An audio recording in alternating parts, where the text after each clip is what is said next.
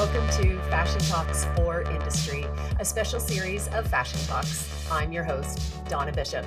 In these episodes, I will be speaking with experts across all manner of professions who will offer their insights, tools, strategies that you can use in your business, whether you are an entrepreneur or an executive, a founder or a freelancer, whether you are just starting your career or have years of experience under your belt.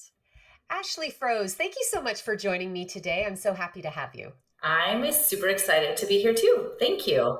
So this is a topic that I think a lot of designers and other people in the fashion industry kind of like roll their heads around. We're going to talk about legals. Yes. But before we get there, how did you develop an expertise in fashion law? Give us a little bit of your history. Super Coles notes. So I've been practicing for 17 years or so, which is quite aging, truth be told. I started off, I articled on Bay Street. I was on Bay Street for 10 years, fast tracked partner in 6 years. When I was a junior lawyer, I launched the first fashion law blog in Canada, published the first legal academic article on fashion law, and I've been instructor for fashion law matters, for industry, for legal as well. I've chaired Fashion Group International, been very involved within the legal intellectual property community as well. I chair Fashion Industry Advisory Panel for the City of Toronto, and so on and so forth, and then launched my own firm 6 years ago after 10 years on Bay Street. And what is it about fashion law that gets your juices flowing? Because I can hear the passion in your voice already. Yeah. What is it specifically about fashion that makes law so important and so exciting for you? I think that when I was on Bay Street is very focused on traditional industries. And fashion is a huge, lucrative industry that has behemoth companies, and it has startup entrepreneurs as well and creatives. What I always try to do with my practice is to bridge that left brain, right brain divide so that I can help those that are not fluent in law or not fluent necessarily in business try to protect and commercialize and monetize their businesses so that they're ready for success. And so I think it was a bit of a sort of, when you become a fashion lawyer, there weren't fashion lawyers per se on Bay Street kind of before I really embraced it. It was very easily to be discounted of like, no, what are you, the fashion police and all of that crap? And I'm like, okay, laugh at me, go for it. But actually there's a viable, robust industry, and it's really helping creatives reach their potential and make their passions a viable business. So we talked earlier, there's like a million ways, and we could talk for 5 hours, and we're going to keep this nice and contained to like a half an hour for folks who are listening. We're going to dispel a lot of myths about fashion and the law. So first I want to start with myth or truth. Is it just designers that need and benefit? Look, she's shaking her head already. Is it only designers who need and benefit from working with the law? So fashion industry is a massive ecosystem, and it is built of many different layers. As soon as you're doing some kind of commercialization, obviously non-for-profit as well, but I'm going to focus on for-profits for the purpose of this, you are running a business. So as an example, my client roster, I have designers, retailers, agents, event producers, photographers, cosmetics, models, influencers, e-commerce service providers, or those using e-commerce, brand ambassadors, logistics, suppliers, manufacturers, app developers. It is not just I did a dress and I put it on a runway show. That's a very myopic view, very small view. Think of it as an entire ecosystem. I have international clients as well that are coming into the Canadian market. So it is a global, multi-layered industry, which makes it so interesting and cool. And is it only big, super successful individuals or organizations that need and should be engaging with law? Like, at what point in an organization's or an individual's business journey, is it the right time to engage someone like yourself? So I have clients that are the full spectrum. I have clients that have an idea and they think they want to do something and they kind of want to do this or that. Then I have clients that are SMEs, like small, medium-sized business that have been operating. Did you call them SMEs? SMEs, yeah, small, medium enterprise. I love that. Yeah, that's a Bay Street thing. And so they've been operating for, 10 years or so. They've got their team and they're in their stores and they're doing their things. And then I have clients that got 30 million equity financing last year. So I have the whole gambit. The level of sophistication of the business changes, obviously, but when you have a concept from the beginning, you want to make sure, have you structured your corporation properly? If you're using someone to help you with sketching designs, if they're an independent contractor, are you owning the IP? Who's owning the IP? If you're starting to get a sales agent, how are you structuring that? Is it commission-based? Is there performance obligations? So the law is omnipotent. It is always there. The level of complexity will vary, but even if you're a small designer, and let's say it's a mother who has kids, who kind of was a home caregiver, and she's 30 something, and she's like, I don't want to go back into accounting. I want to, I got kids clothing that I loved, or whatever it is. Yeah. If she has, for example, her own house, well, let's separate her personal assets from the corporate assets and shelter her that way. That's a pretty big deal. That could really screw you up if you don't. So the law is always going to be there. You don't have to be a big behemoth. But remember, I always view everyone as on the trajectory to bring a big behemoth, but it's like a house. If you don't layer the bricks, you're letting yourself be exposed to risk and liability. And law is a business tool. It's about responsibility, protection, minimizing risks. It's strategy. So what I hear you saying is you don't wait until there is a crisis to engage a lawyer. As you're saying, it is the foundational bricks of your business house. So what are some of the foundations that are kind of generally everyone is going to want to give some thought to? What are those things that, whether you're a SMEs or a behemoth, you're going to want to make sure you have in place? Sure. Okay. So foundationally, people have the misconception that you use the lawyer when the shit hits the fan. It can happen. You can do that for sure. I have a couple of clients this week where that's happening, and I'm like, oh. So think about it as a business tool that things will go twisted, and at least you're best prepared for it. Okay. But in terms of sort of what are the legal issues that can come up, is that what your question was? Or what are the things that we need to always make sure are kind of there at the onset? Like if I'm a small medium enterprise, or even if I'm just closer to the small enterprise, what do I need to make sure I have in place that maybe I hadn't thought was so important at the beginning of my journey? For sure. So corporate structure. What is the foundation? Are you operating as a sole proprietor, or are you operating as a corporation? Do you want to sort of separate personal liability and risk from your professional assets and personal assets? Do you have a business partner? Is it a joint venture? Is it a partnership? Or are they going to be one of the directors and an officer on your corporation?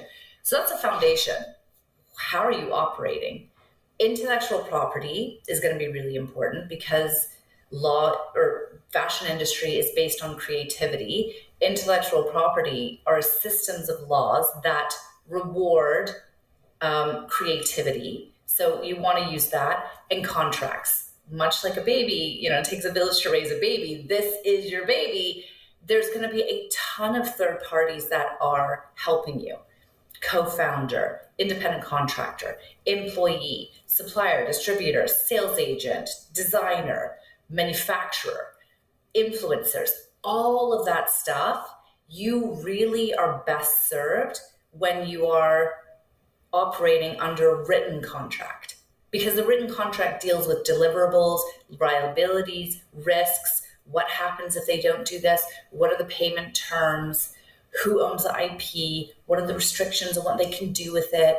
And so on and so forth. So it's really foundational to how are you actually operating with these third parties. Well, and it sounds like IP and contracts are kind of two of the not largest, but most common maybe buckets that concern a For sure. lot of fashion entrepreneurs, organizations, individuals. So let's dig into those Yeah. a little bit. So IP, like immediately I think to counterfeit Yeah. design. Yeah. Where else does IP fall into? How would you broadly describe that for people who might be saying like IP, what? Like I'm a creative director. Do I like I don't really make like Yes. how does it apply to the Yes, industry? IP is for you if you're a creative director. Okay, so there's 5 foundational tenets of IP.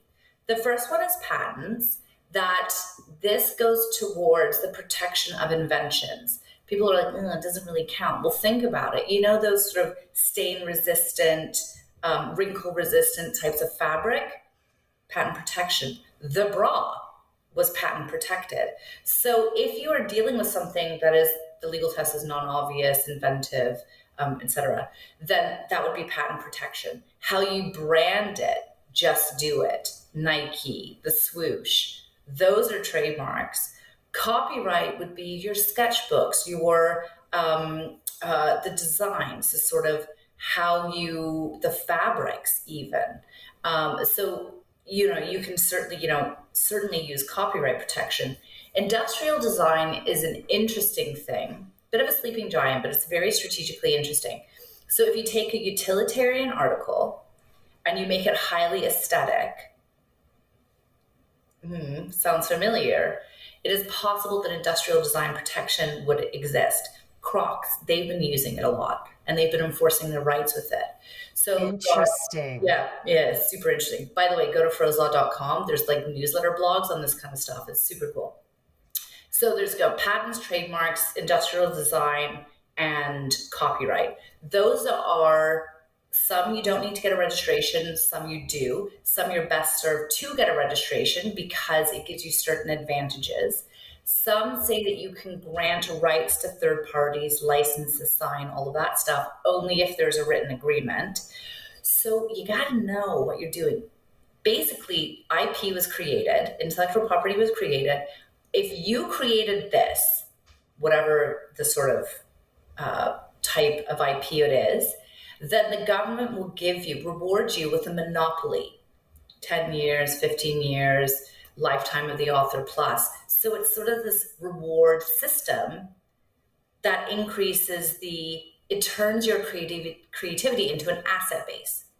Because I own this, I have the exclusive rights to it, and I can prevent you from using it, or I could monetize and license it out to you so that you pay me a royalty or whatever.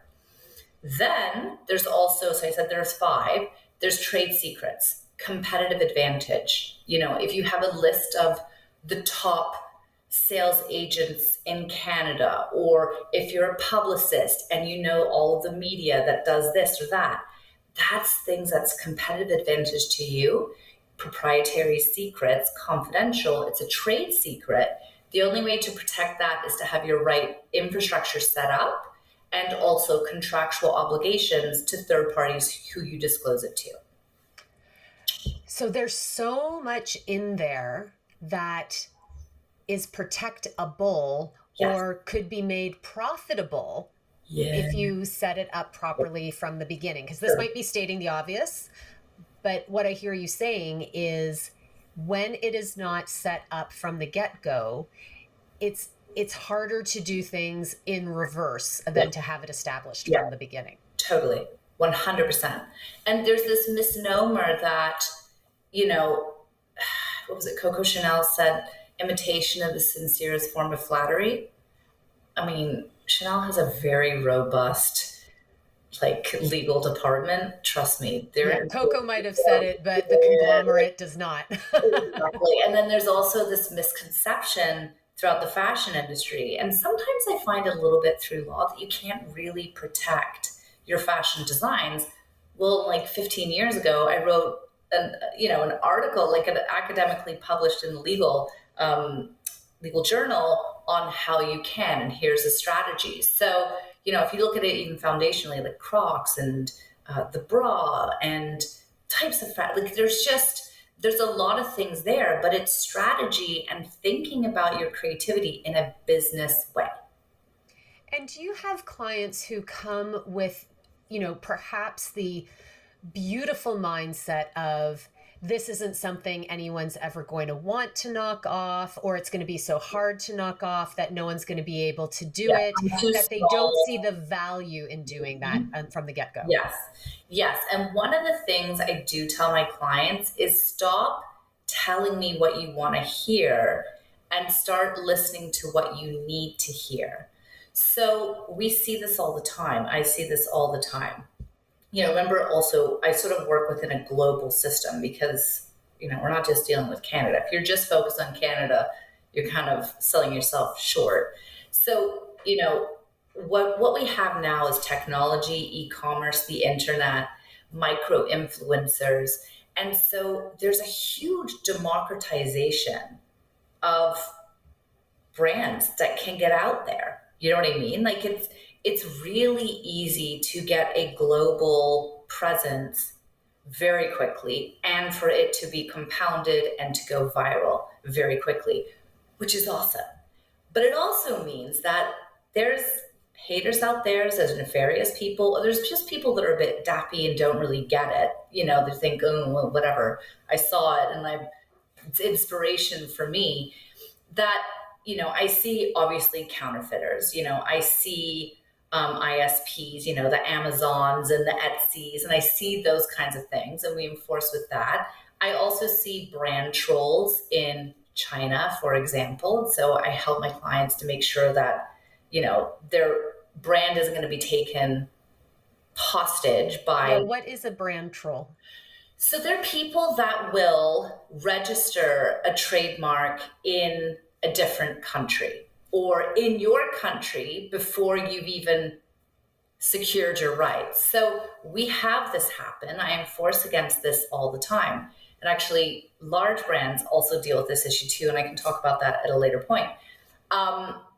And so they'll either use domain names. If you got the donnabishop.com, they'll get the donnabishop.ca or the Don Bishop or, something like that. So, the brand trolls will register your trademarks or register your confusingly similar trademarks, because that's a legal test, your Instagram handles, your websites, domain name registrations that are similar as well. They'll start to sell comparable kind of products through other third-party platforms.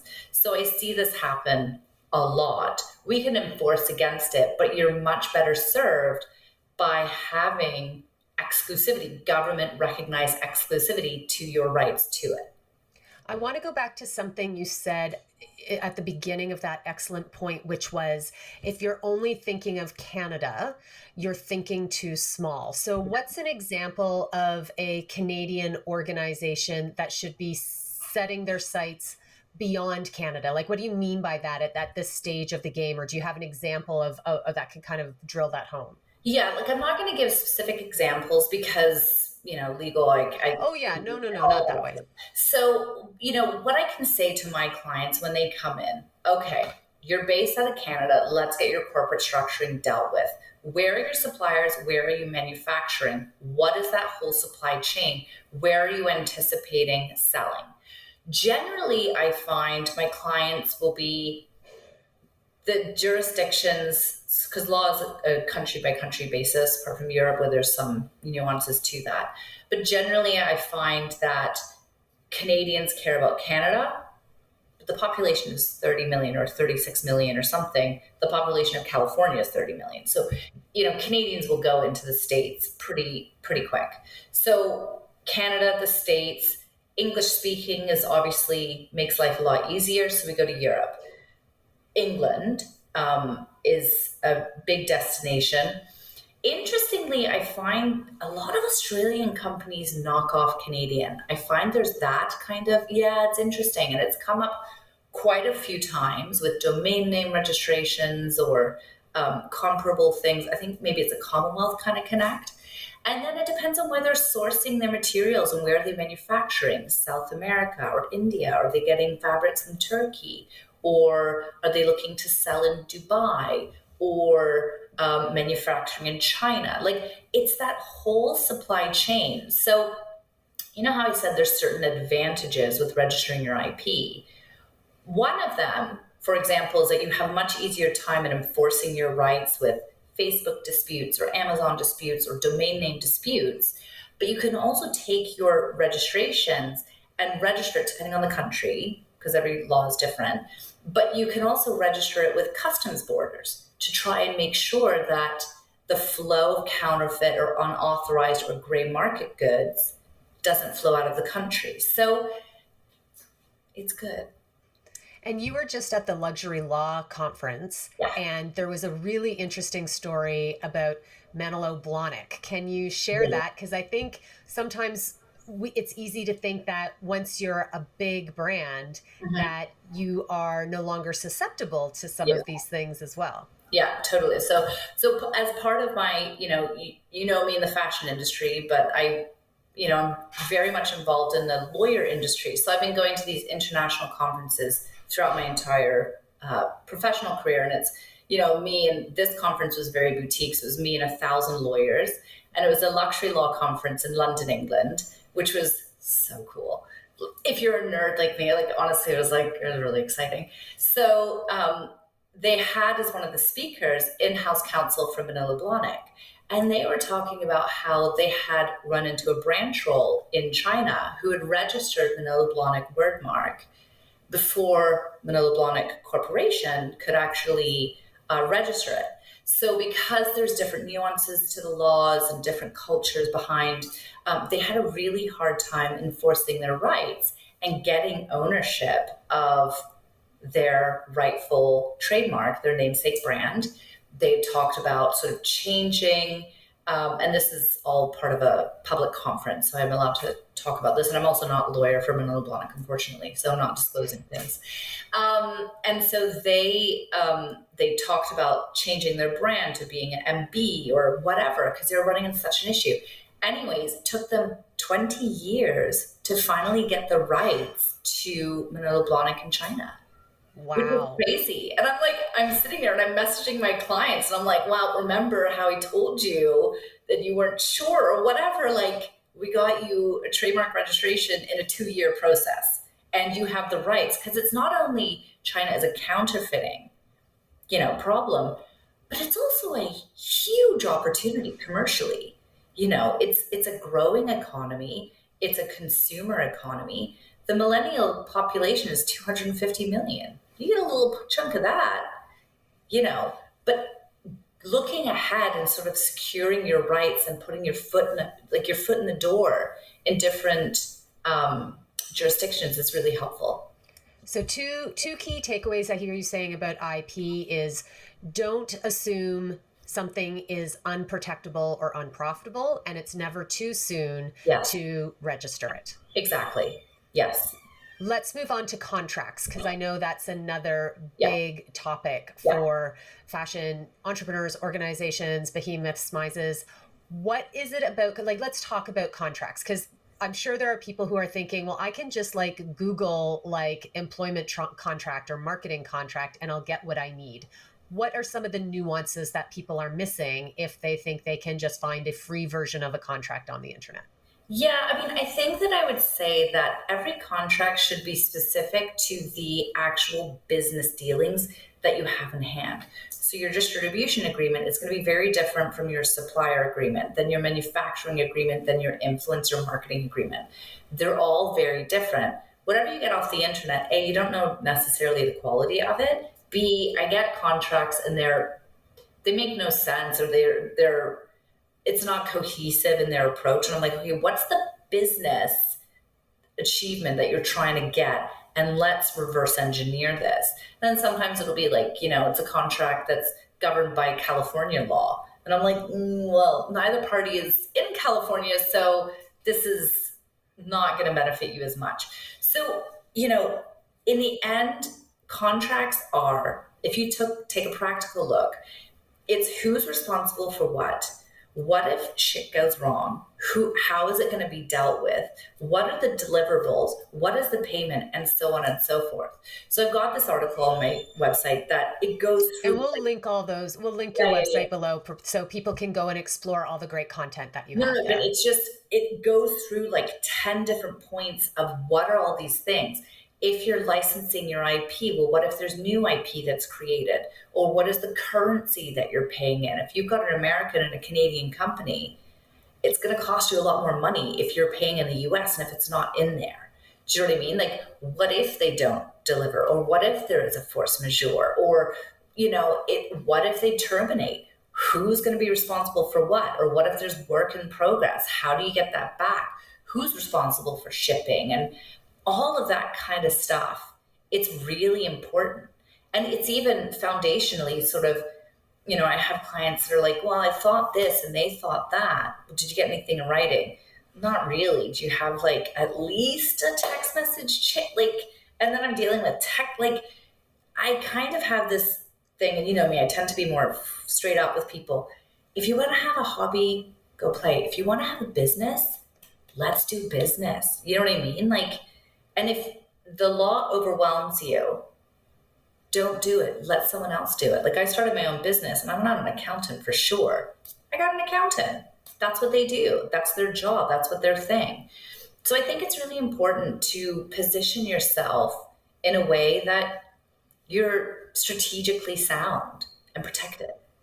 I can only imagine. I'm just having this thought now because I remember when COVID hit and force majeure was something that was, it was getting a lot of like, what is it? Is this? Is it not?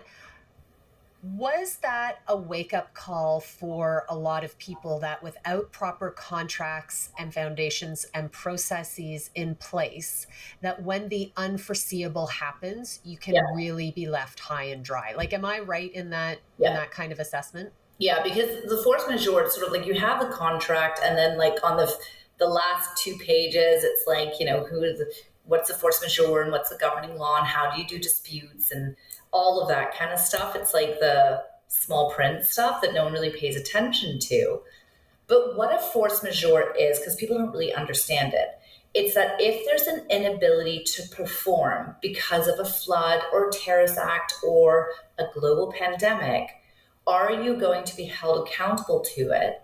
And is there a breach of contract? Can you be sued for the non-performance, or is it excusable for a period of delay or they have to make it right somehow? That's what it is. Something went wrong that was outside of your control, and you guys have to figure out, well, what happens? Do you know what I mean? So it could be they can't get the fabric in time, but because of the force majeure, contractually, they are obligated to get the next best thing in the fastest delivered time possible, or whatever it is, as an example. Are there any other examples, just as we're getting ready to wrap up? Because I know everything is so specific and really curated around the business that is engaging around, like, well, what is the business, and whether I am dealing with manufacturing overseas will be different than if it's here, which will be different if I'm a service provider or an events person or an influencer, as you were saying. But is there anything else that kind of applies generally that you feel is so important, no matter where you are in your business or in the world, that please, fashion entrepreneurs, think of this as you are moving forward with your business as it relates to legals? Yeah. Can I just say, I can't believe half an hour flew by. It felt like 5 minutes. Oh my goodness. Okay. So contracts, intellectual property, corporate structuring, the whole supply and distribution chain management, including the e-commerce, data. Data is a huge issue. Marketing and advertising law. The government keeps on saying time and time and again over the last 5 years, influencer marketing falls under the ambit of Competition Act, and they're watching for that, especially in the States. The federal's marketing, I forget the word, the actual department, but they've been issuing out letters and letters and letters saying you're not compliant with our marketing laws. Packaging and labeling, especially for cosmetics goods, now you're starting to fall under the umbrella of Health Canada. So is it a drug? Is it a cosmetic? It's a whole thing. Are you using types of ingredients that you can't use? All of that kind of stuff. International laws. Just because you're Canadian doesn't mean that you're operating in different countries. You got to work with someone that knows how to navigate that whole global thing. Licensing agreements as well, super important in a nutshell. Just a few things. Yeah. So Ashlee, I am now an individual who I'm like, okay, you know what? I'm ready to engage a lawyer. Like, I understand now the importance. Yeah. How does a person go about choosing a lawyer? I mean, obviously we'll link your contact info below in the show notes in case people are interested in reaching out to you. But if they live someplace where they want to be able to sit face to face with someone, how do you choose? Okay, so when you're talking about an industry focused lawyer, a fashion lawyer, or a music lawyer, for example, you want to make sure that they know the industry, the creative industry, the fashion industry well. How involved are they? Curating, cute outfits on Instagram, not really enough, but are they really deeply entrenched in the actual industry itself? That's one part. And then the other part is, how deeply entrenched are they in the legal community as well? How experienced are they? What is their experience with other clients? There's a confidentiality fiduciary duty, so it's up to the lawyer's clients to confirm whether or not they'll publicly disclose that they work with them.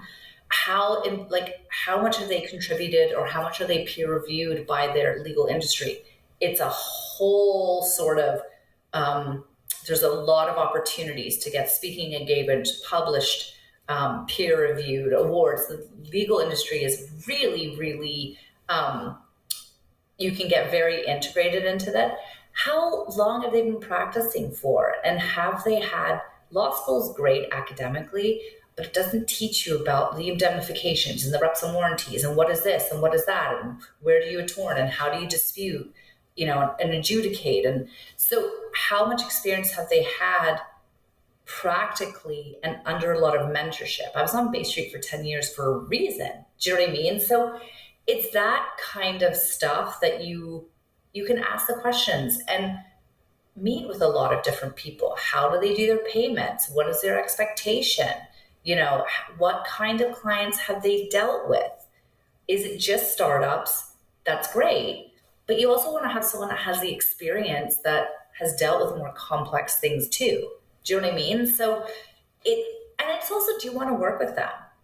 You want to be with someone that will be your trusted advisor for the duration of your business. Is it going to be, an old fuddy-duddy fart that's super hierarchical and doesn't really, want to you don't want to deal with? There's that thing too. Ash, just before we wrap up, I'm wondering if you have an example, obviously no names if it's someone from your own roster, but where there is someone or an organization that did have those things in place and something happened and it's a good news story because things worked out for them because they had their legal house in order. Yeah. So a couple of examples. So, business owners where one wanted to sell out to the other one, they got the right shareholders agreements, they got all of that stuff done properly. That's one. Contracts where things went sideways and we were able to enforce rights because it was that fact pattern was set out in the contract. We've got a domain name dispute where they got their registration sorted out, so it's a lot easier to sort of prove that they have the rights. It comes up a lot. Ex-employees or independent contractors are starting to do some weird things. Well, no, actually, contractually, you were bound by this, so you should be brand trolls in China. They're starting to register domain names with the .cn, and we've already secured the rights there. So it's a lot of these kinds of things. It's like a checkbox. Okay, we've got this. It makes it all a lot. Licensing agreements as well. Well, no, the term of the agreement was you could do it this amount of time for this limited type of use, and now you're doing it for a longer period in something that wasn't contemplated. You are a client money. You know what I mean? Absolutely. And it's ever evolving. There's a dynamicism Totally. that I hear you talking about as Totally. well. As business opportunities evolve, different legal issues will come up, and it's sort of a constant, a continuum, right? Ash, I know we could continue to talk about this for a long, long time. Yeah. How can people learn more about Froese Law, reach out, follow what you're doing? Where can they find you? Okay, so go to the firm's website, froselaw.com. You'll put a link in there. It's a funny spelling, but whatever. And then go to the blog section. Every week for like 6 years, I write articles, and it's there to help you and educate you and tear down that ivory tower construct of law. Every week, I also issue out newsletters. Subscribe to that. So at the base foundation, yeah, sure, hire me. But what I also really try to do is to help educate and elevate the industry so that they can learn, okay, why is this important? Why do I need to think about that? Just start with that. Ashlee, thank you so much for being here. I so appreciate you taking the time to share this expertise. I know it will be a lot of value to a lot of people. So thank you so much. Thank you. Mwah. Bye, Donna. Thank you so much for being here today. Fashion Talks is written, produced, and hosted by me, Donna Bishop, and there is a link below in the show notes if you'd like to get in touch. Thank you to CAFA, the Canadian Arts and Fashion Awards, Jason Perrier, technical producer, and to Nick Crane for the amazing artwork. Hope you'll join me here again soon.